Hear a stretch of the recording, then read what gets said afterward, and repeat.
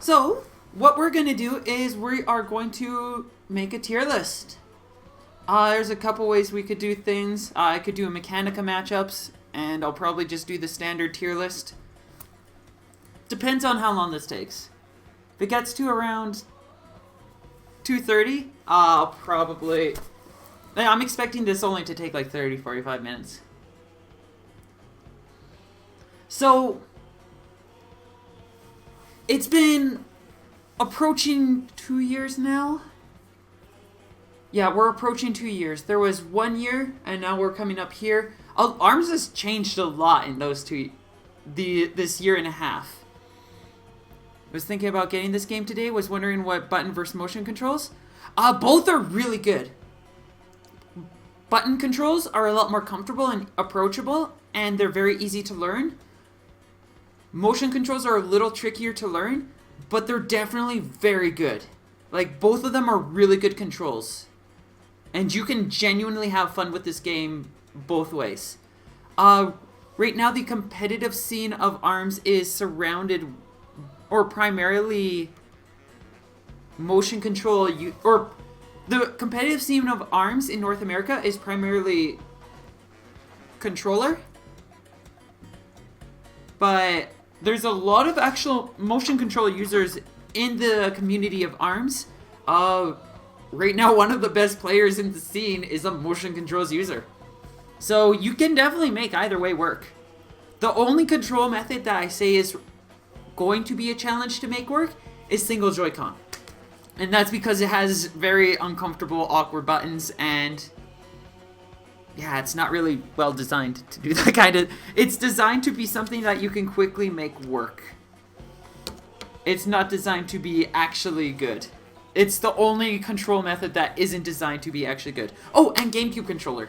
That is extremely awkward, and I don't recommend it. But you can if you really want to. Alright, so coming back to this, ARMS has gone through a lot. It's grown. It's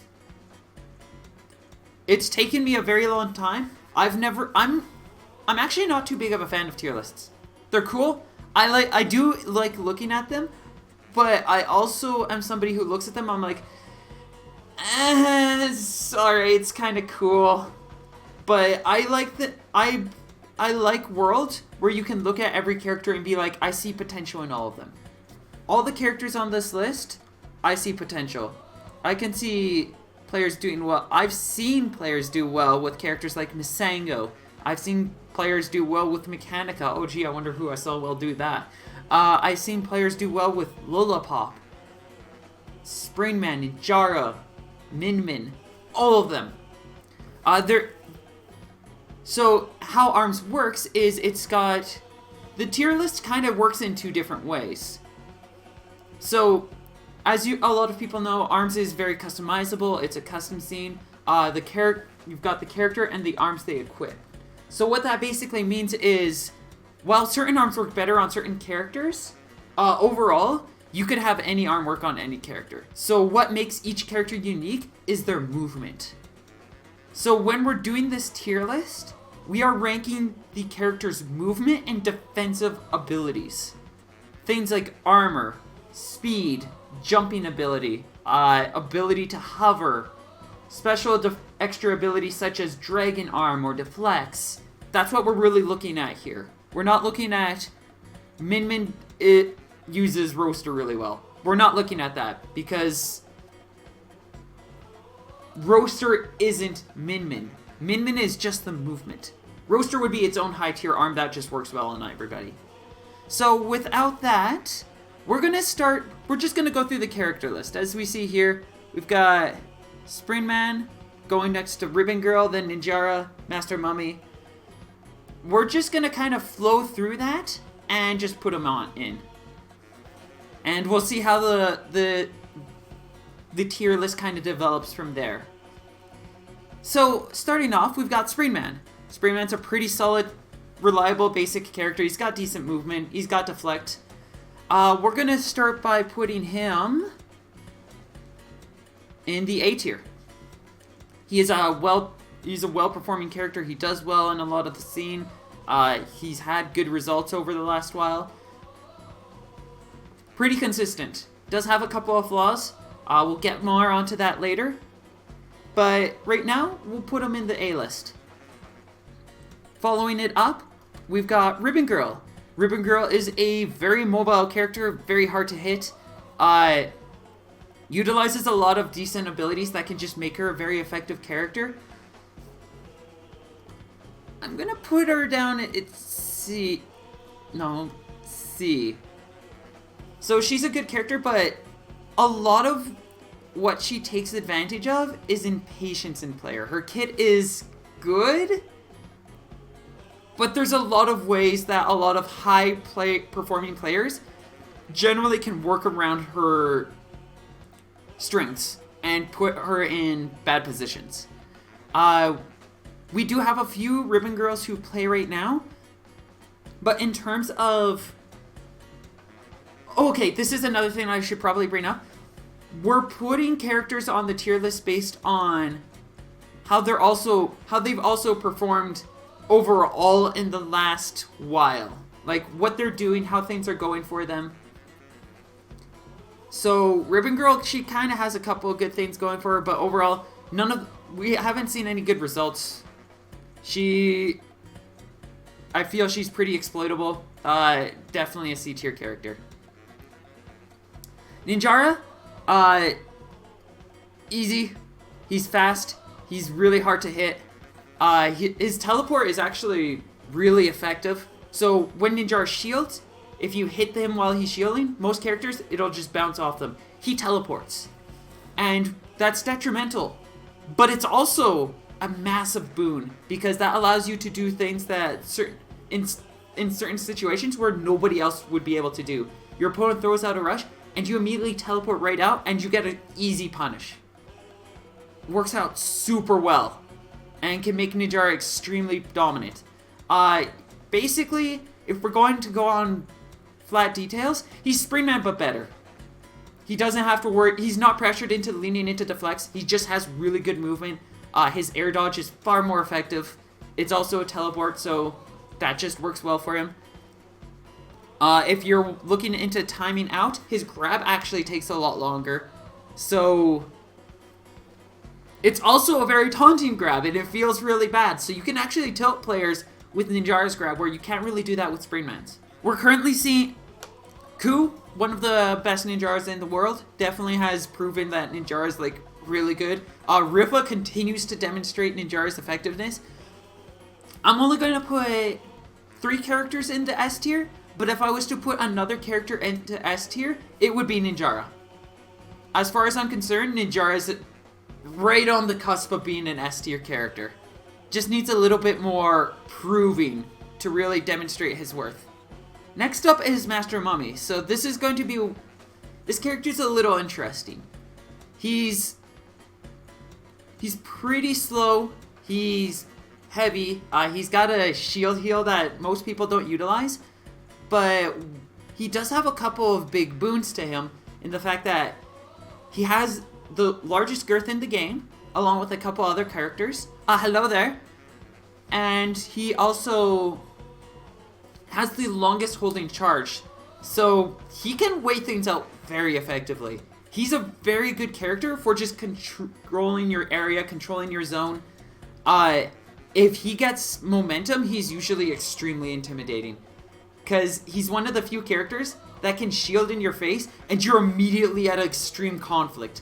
If it's a close match and he goes and hides it back and shields, he starts healing. Now you're losing because he just started healing and you have to act. So in a lot of cases, I'd actually say Ribbon Girl excels in being in the lead, because if she's in the lead, then she just waits things out and takes forever. Master Mummy does that hands down better. He's going to go into his C tier. He is a little slow. His jumps and movement are a little awkward, and he can get bodied really well.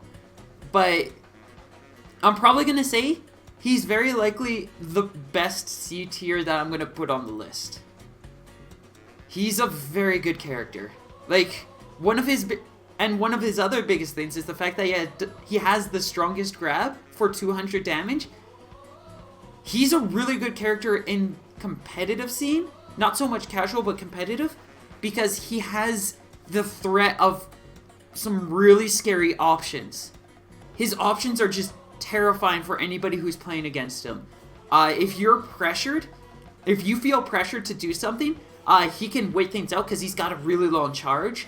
He has a massive grab, so if he decides to act and goes for a grab, he's going to hurt you. He has armor, so he's basically a character that preys on fear the best. Just based on his design. Works even more so because he's literally a mummy. Moving on into the tier list, we've got Min Min. So Min Min right now is probably we have one of the best players in the North American scene. Playing Min Min is a motion controls user. That is Askew. He's a really good player. Does a really good job with Min Min. She's got extremely good movement. Just a little bit behind Ninjara. She doesn't have the teleports. She's got a really nice dragon arm. But she also kind of suffers from a little bit of the push and pull of risk and reward, where she can make, if she's in an advantage, she's really in advantage. But if she's in disadvantage, she's kind of in a little worse position than a lot of other characters.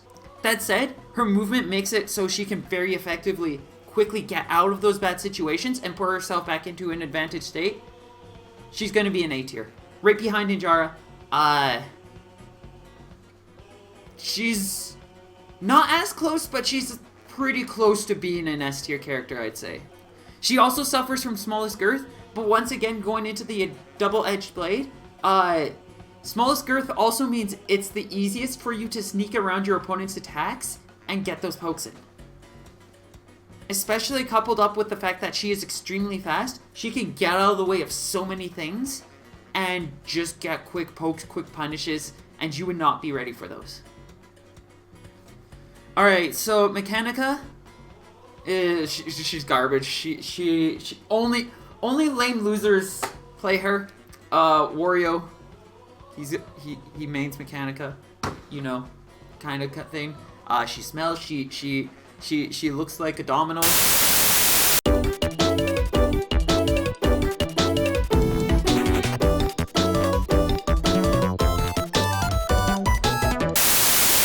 So, as most of you know, I am one of the best Mechanica players in the world, for some reason, and consistently plays very well in tournaments. Mechanica is a very strong character. I agree with Dandy on the fact that Mechanica kind of just plays as Master Mummy, but a bit better. She does have the trade-off of not having as strong of a grab, and her charge doesn't last as long, but she's also generally able to consistently be drifting by holding her charge, and it just keeps her in a solid movement. It makes it really easy for her to fix her camera. She basically has perma-charge because of that. Right now, we're going to put her at the top of B. She's very close to A. I honestly almost want to put her in A.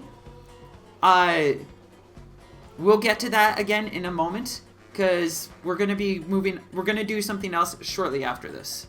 She can have pretty strong boxing, but she also has a huge body. And if she gets stuck in a corner or something like that, it can be really difficult for her to get out. Next up, we've got Twintelle. Really solid character. She's very strong. She has good movement. Her slowdown is honestly better than deflect, I would say, because it allows her to get some better plays, setups, and combos and everything. She's able to probably stay in the air.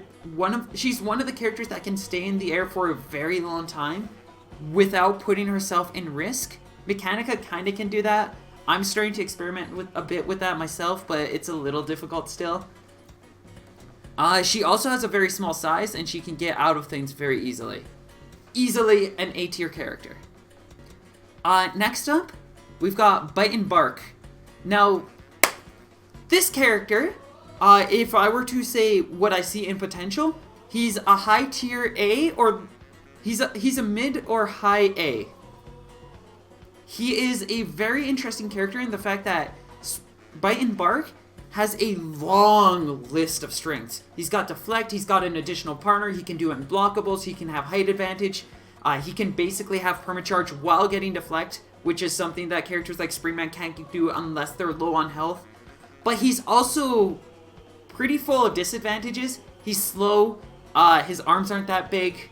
If Barq gets knocked down and he's backed into a corner, he really doesn't have any options. He is probably the most glass cannon character in this game. Extremely powerful and extremely potent, but extremely vulnerable. And this has made him a really difficult character for a lot of people to learn and utilize. So we haven't really seen too much of him. Most players who play him are players that lean very heavily into a single type of tactic. They don't have too much to work with. They lean very heavily into one thing. Like, they'll go double roaster and they'll just throw a bunch of punches. They'll just do punches with Barq. And they'll do their best to hop onto Barq so that they can just bounce and do punches. Better than Ribbon Girl, but not that much better. Next up, we've got the hot Kid Cobra. Kid Cobra is hot. Very good character. He's got a couple of difficult, weird movements and everything, but he definitely works well in who he is, what he's trying to do. Most players have found ways to work around his handful of weaknesses, and have kind of been able to make him a very terrifying opponent for pretty much anyone. His high girth, his constant his good jumps make him a very intimidating foe, and put him in as our first S tier. Now, this isn't a very controversial opinion. He's a good character. He does cool things. Kid Cobra is hot. He's a little trickier than some of the other characters to learn well, but once you've learned how he plays, I've already brought up good girth. He is an extremely good character. Coming up next, we have Helix. Many players know him from high-performing players such as Linkable, Gore Magala, Helix or Max Sharp, many Japan players. He's a really good character. He's got a lot of good abilities. Grifficle's also a pretty prominent Helix. He's got a really good on Scrimps as well. Helix has a lot of good movement. He's got a puddle form to go low. He's got a tower form to go high. His walk speed is a little slow, but when he is in tower mode, he basically has permacharge and he has mobility while in tower mode that allows him to dodge a lot of attacks.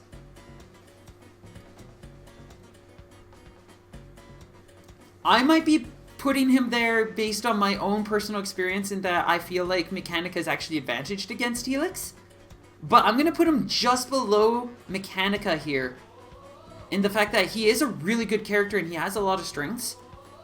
But once you understand how Helix plays, you can actually capitalize on a lot of his weaknesses. Default Mechanica actually does pretty well against Helix. She has some really good options that actually can put Helix in very difficult spots. And a lot of other characters tend to have an armor 2 that they can equip that will allow them to equally put Helix in bad positions. Even if a Helix is running like Double Toast or anything like that, if you understand a couple of good certain arms, you probably can find a way around him and you can cause a lot of trouble for a Helix. Definitely not an A tier anymore. He might have been for a little bit, might have been an S tier. He's fallen back into a B tier now. Max Brass. Big sexy, magic muscles, protein, poutine. You know the deal. He's big, he's got deflect, he goes fast, he's got the best armor in the game. His grab is one of the highest. He's an S tier character.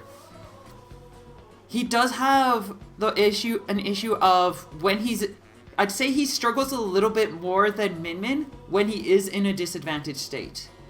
But overall, he's a very consistently good character. Even when he's not in his strongest state, the fact that it's so easy for him to buff up just makes him a really scary character for most players, and most people are generally going to struggle against him.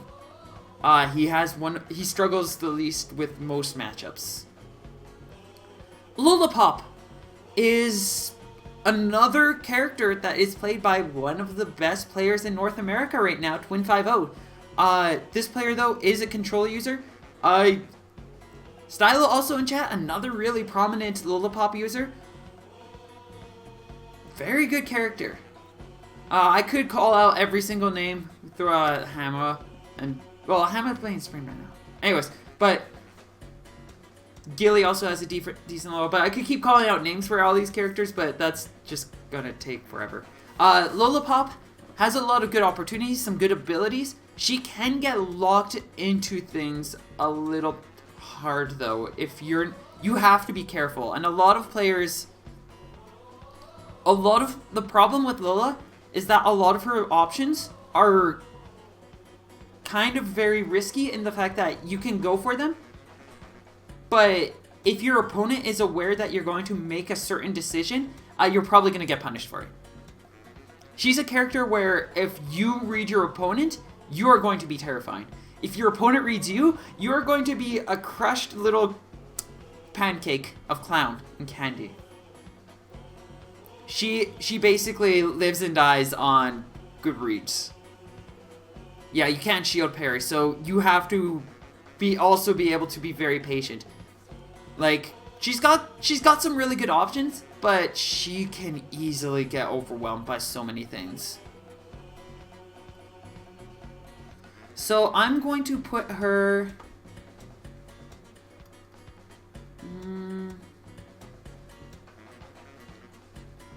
I'm actually going to put her in front of Mechanica. We'll swap the two. We'll keep... I'd say these two are really close. I'd say Mechanica and Lola are pretty close in their placements. I could definitely see Lola getting higher tier. We'll get onto that later. But yeah, as it currently stands, we'll put her about there. Next up, Misango.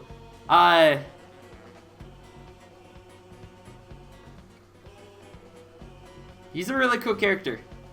He's got some really cool abilities. Misango is a very dangerous character when you know how to play him well. Unfortunately, he probably struggles the most against the most things. He's gonna be our only D tier character right now.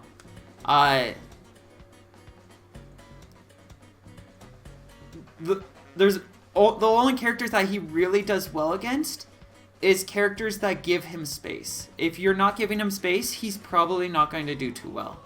His pillar is very effective. He's got 3 different mask forms.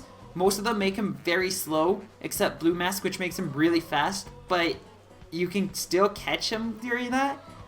Pillar form basically just means that you're running the timer. So if you're in the lead, cool. If not, you're just running the timer and you need to think of something. He has a major weakness where it's like,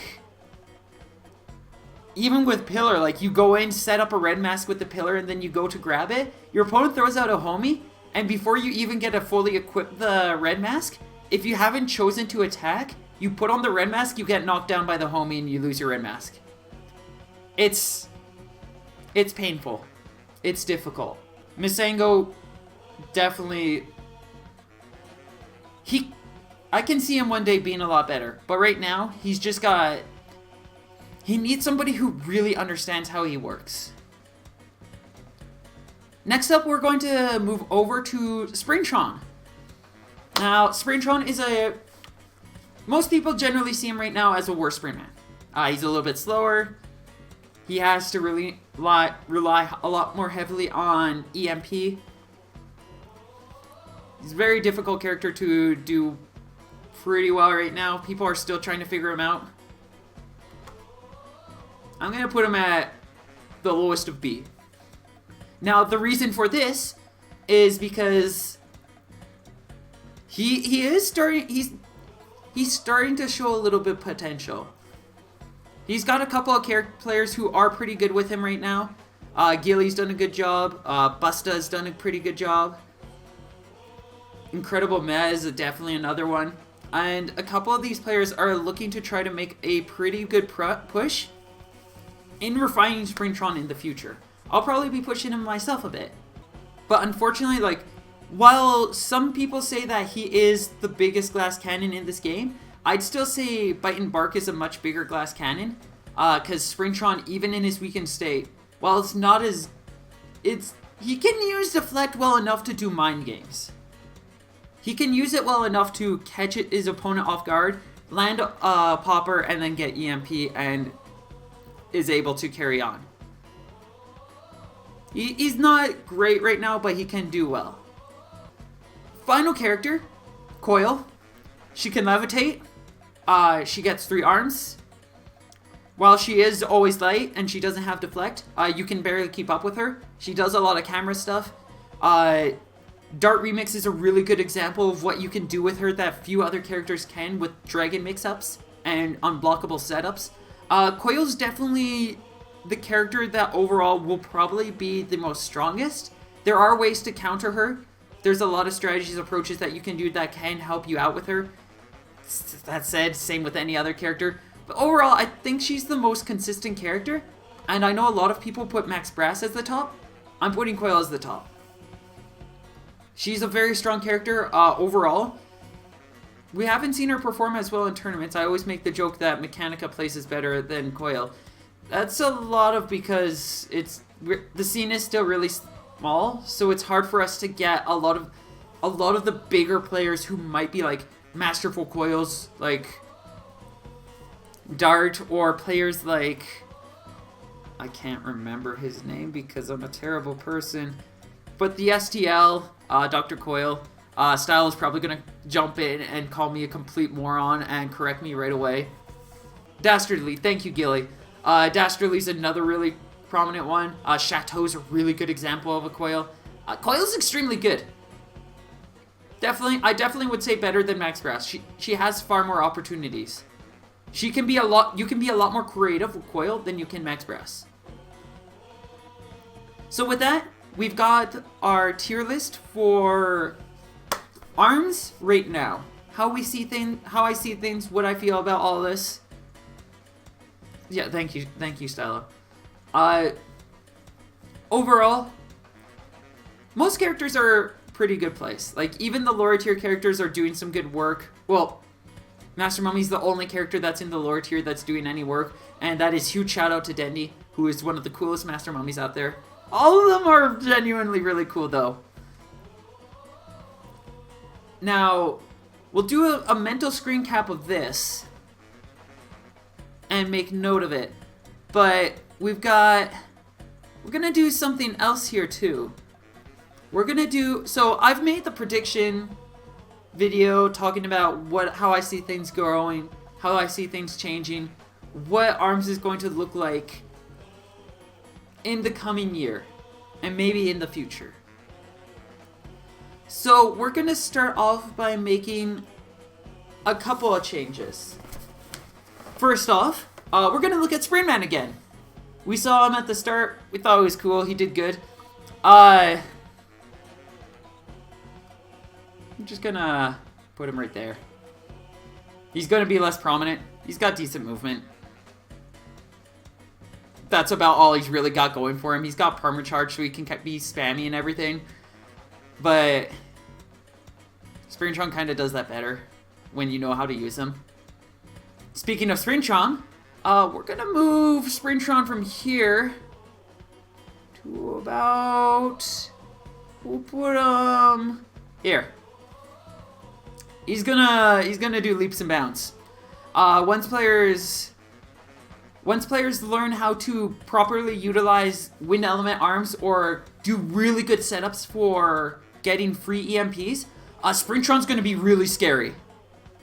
He's gonna have about as easy of a time getting EMPs off as Min Min does getting her Dragon Arm. He's probably going to be a slightly weaker Min Min in a lot of cases, or he's going to be a more drastic Min Min. Where when he's advantaged, he's even more advantaged than Min Min, but when he's disadvantaged, he's more disadvantaged than Min Min. But he's basically just going to be a more wildcard version of Min Min, and I definitely see that just kind of being the case. Continuing with the tier list,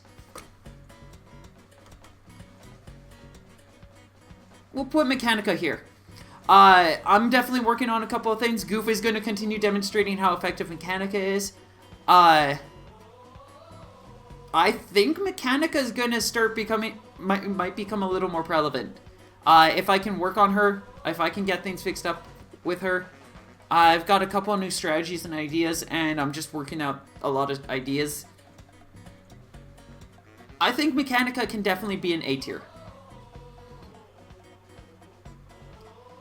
You know who else I think can be an A tier? Kid Cobra. We're gonna put him down here, and we're gonna move Ninjara up here. So, Kid Cobra is really good. Kid Cobra is hot. But he does have there are tools, if you know how to play against him, that can actually wall him out very effectively. The primary thing is a lot of what he does is aerial movement. Like, he has these big sweeping jumps. It is very much a hot take. You know what counters jumps? Anti-air tools. You know what kind of anti-air tools there are? Popper, Whammer. Those work pretty well against him if you know what you're doing. You can throw on a Biffler. There's a lot of good anti-air tools out there that you can use just to wall him out. I moved Ninjara up there. Ninjara is the epitome of a base character in ARMS minus the shield.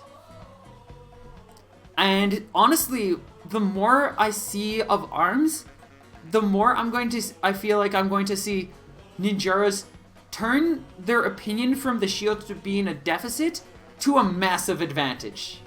They are going to be like, no, yeah, it's just pretty cool. You do this and bam, free punish. Oh, I just go into shield, free punish. Oh, I'm not in shield? You can't touch me because I'm too fast. He's going to be an S tier character. He pretty much is. Max Press. Coyle, I'd probably say those two are going to stick around there. Lola Pop, I'm also going to say, I'm going to expect Lola Pop to grow a little bit more. She'll climb up right up here. She's not really taking over any spots. But while she's still in the same rank, she turned from a B to an A. We're going to also see, I'm not sure about these three, but I'm going to move Master Mummy up here. Also, another slight change. The more we see of certain prominent Master Mummy users, it's going to, I feel like there's a good potential that he might become a lot scarier, a lot more effective. Like, once players like Dendi really understand how to utilize the fear mechanic that Master Mummy possesses by having the longest charge, armor, and the strongest grab, once they learned how really to utilize it, he's not going to improve by much, but he's going to be... I would not be surprised if Dendi was to take a tournament in this year. Maybe two. Possibly one of them being a major. I haven't done anything with Helix yet, have I? There. Probably going to become less prominent. Helix will probably continue to be a pretty effective character. He's going to do pretty good.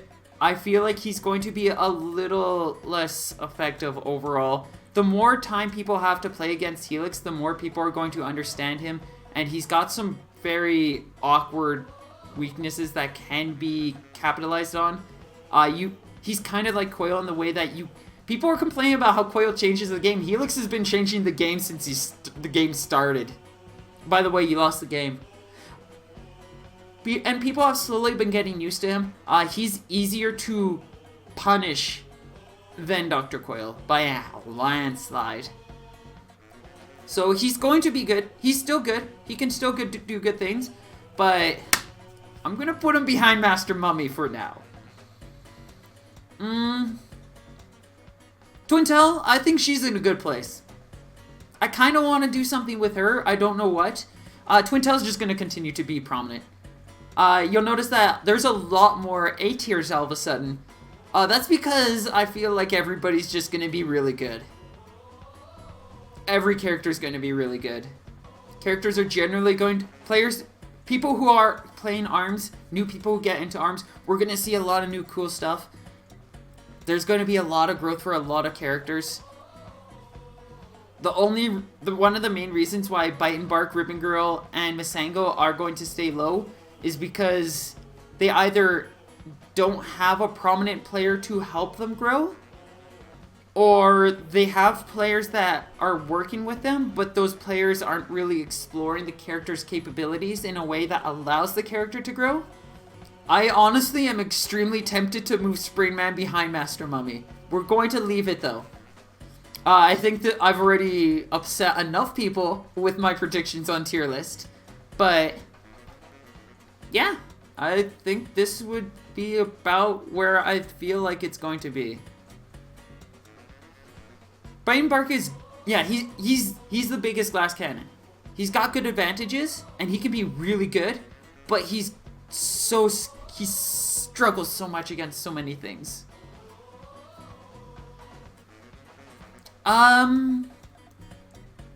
Yeah, I guess that's it.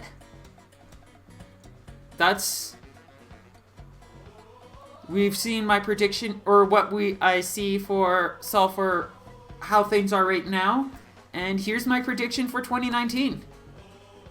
By the end of this year, Ninjara might be an S tier. Kid Cobra might become a little less prominent. A lot of players are probably going to figure him out well enough. Min Min, same place for her. She's just really good. I wouldn't be surprised if she moves up one more step. Max Brass, I have been debating for a while, and we'll see, but I might move Max Brass down for one more step, or put him into an A tier. That, if I'm going to do an extreme super hot... Okay, let's go super hot take mode. Max Brass is A tier. And then we're going to do Min Min taking his place. Super hot take right here. Actually, if we're going to continue with the hot take, we're going to put Springtron over here. So this is my super hot take load prediction right now. Max Brass is going to take a heavy drop. Springtron is going to be super scary. There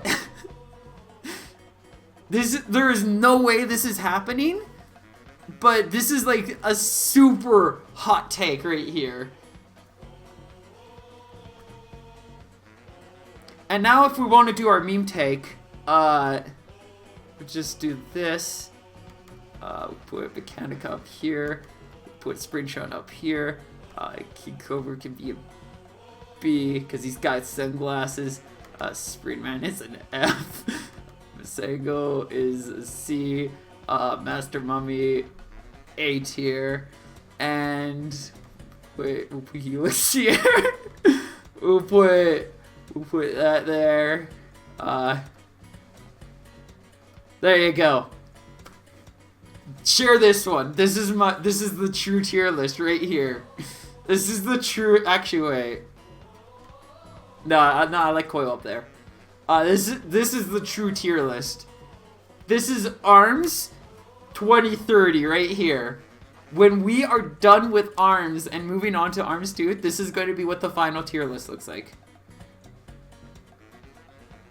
You happy? I'm happy. I think this is a good tier list. I'm proud of what I've done. The only thing that could make me more proud is by pressing a button to save a baby from crawling into a pit of fire for 4 hours. For me, this is sense. This is fish right here. 2 plus 4, this. Other tier lists, no sense.